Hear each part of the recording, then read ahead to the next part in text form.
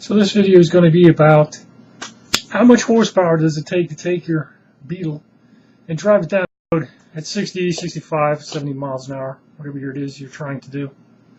I was going to eventually get to the point where I was going to talk about the transmission and how the transmission transfers that horsepower to your wheels and what kind of an impact the transmission gearing changes would have. But in order to get to that, you need to understand, like I said, how much power does it take. So let's get to it.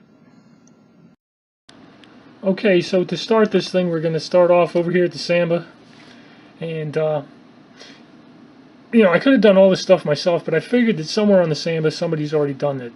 Because, well, Samba's been around for a long time, and there are lots of reasonably intelligent people who do things, and there's a reasonably intelligent guy who did this. And so what he's got here is actually very good. I think he's made one mistake on it. I'll get into that in just a little bit, but in general, I do recommend it if you're curious and really want to do this yourself for your own vehicle. It's called Mother Nature's Brake Dynamometer, and you can, of course, dig that up yourself going through the search engine in the Samba. But what he's got here is, if I can zoom in a little tiny bit here, rolling resistance. Of course, this is going to be part of what it takes to go down the road. He's come up with a particular force that it takes to push a car. This would be like from stationary.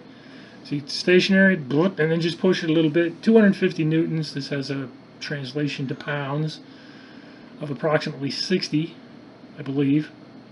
56 pounds. He's got it right there. Okay, 56 pounds.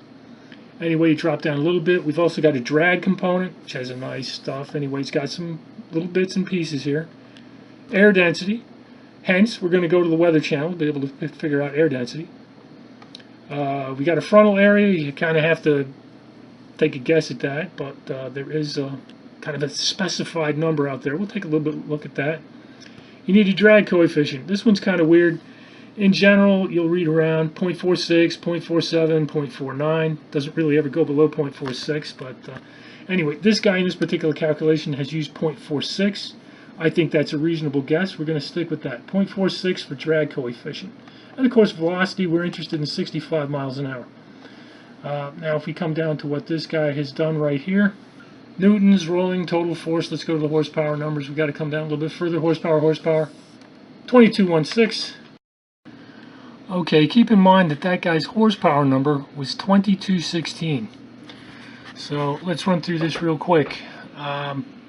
He used an air density of 1,225, used a car weight of 1870, 60 miles an hour, rolling resistance compensator of 0.03. These numbers don't count at this point right here. So I come back over to my spreadsheet. I'm using a 0.03. The 1870 produces a force for rolling resistance of 250.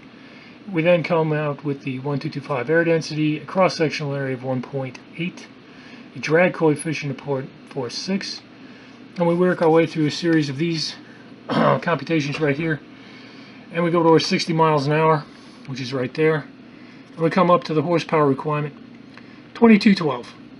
So he had 2216, I got 2212. We've got a little bit of rounding error in here. My spreadsheet and his spreadsheet are pretty much in agreement.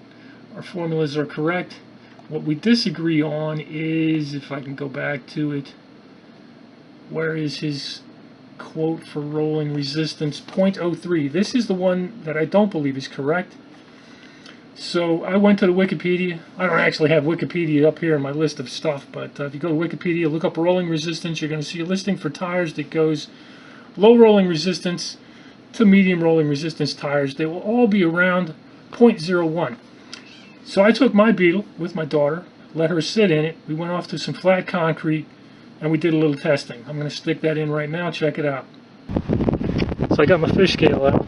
This is a 25 pounder, but it'll actually run up to about 30. So let's take a look and see what it takes to actually move it. Car is moving right now. And we're right in the range of 20 pounds. Alright, of course you got to do it both directions. I've got a little bit of a wind coming from behind me right now, but not strong enough, I don't think, to make a difference. Let's see what happens here. Alright, that was a movement. There's movement. That's a little bit less than 20 pounds. So it's around 20 pounds. I have a daughter in the car. How much does the daughter weigh? 130? 120? 135, she says. Okay, so we've got a car that's got some gas, some junk in the back, some fishing supplies, and 135 pound daughter in there. So anyway, that stuff matched my guesstimate of 0.01. So you take out the 0.03, let's go back to the spreadsheet, boink, and we take out the 0.03. See, his guess was 0.03. I'm going to take that out and replace it with a 0.01.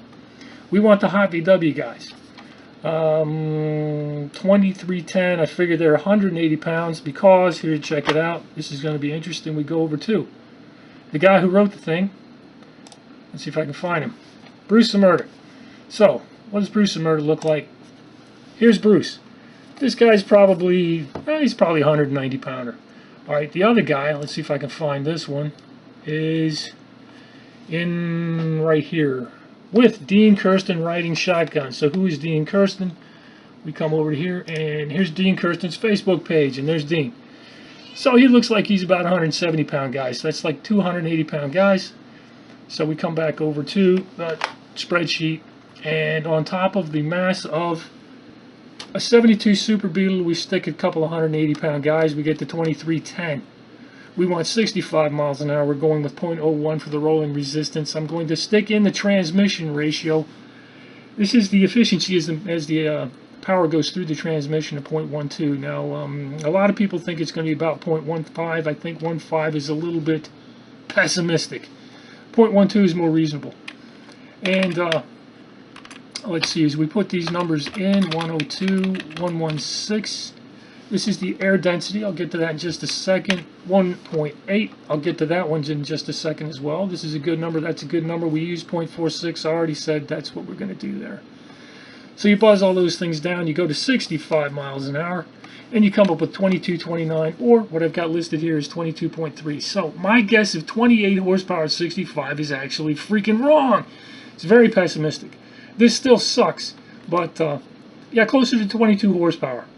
And I stand by that number, 22 horsepower for these guys because they were at a certain altitude. So where did the only part of this that is suspect from a number standpoint is how did you go from the 1225 that was on that, hang on, the 1225 which was here, it's the number that he used.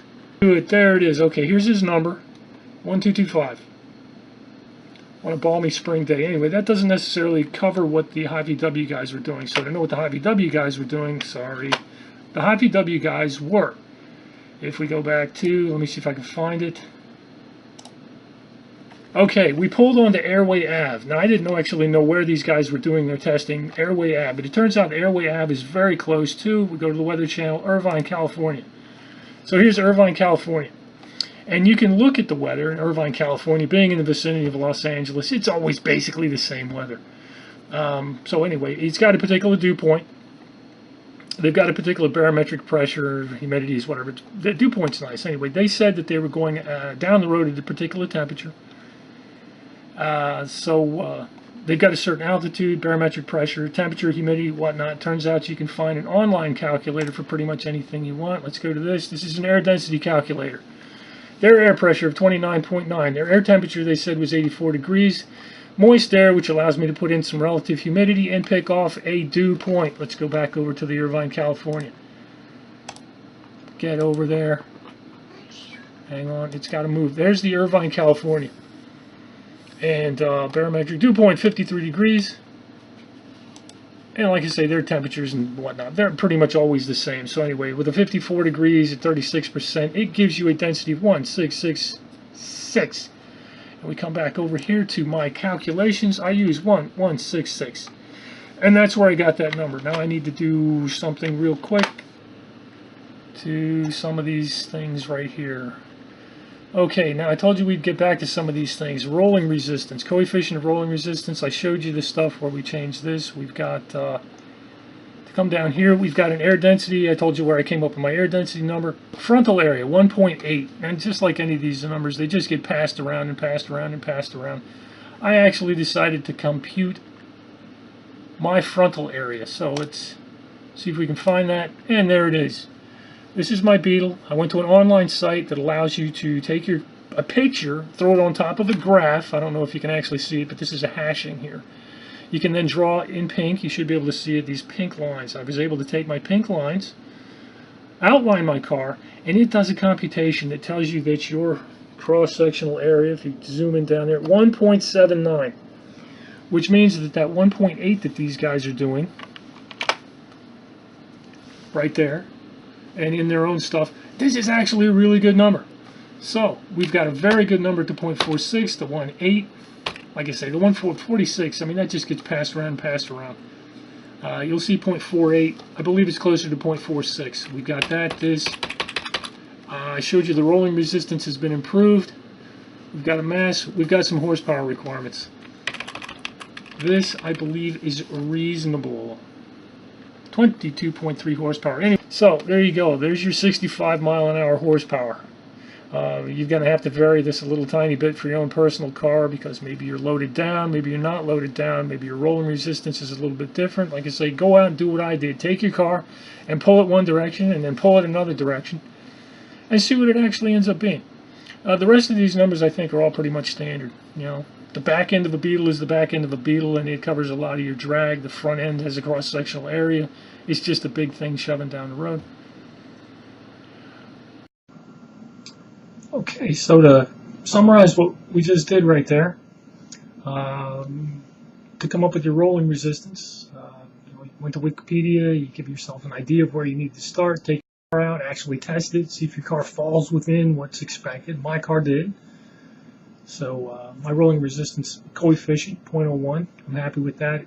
Like I said, matched what was in the Wikipedia. You want to know what your air density is? I've shown you the calculator.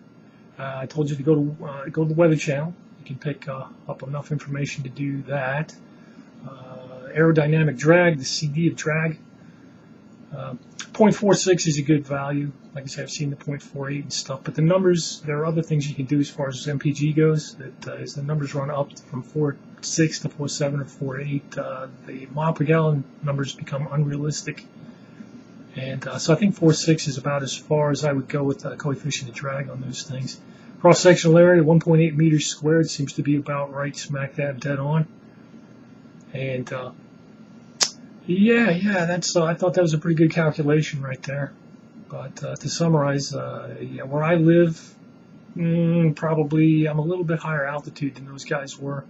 Similar car.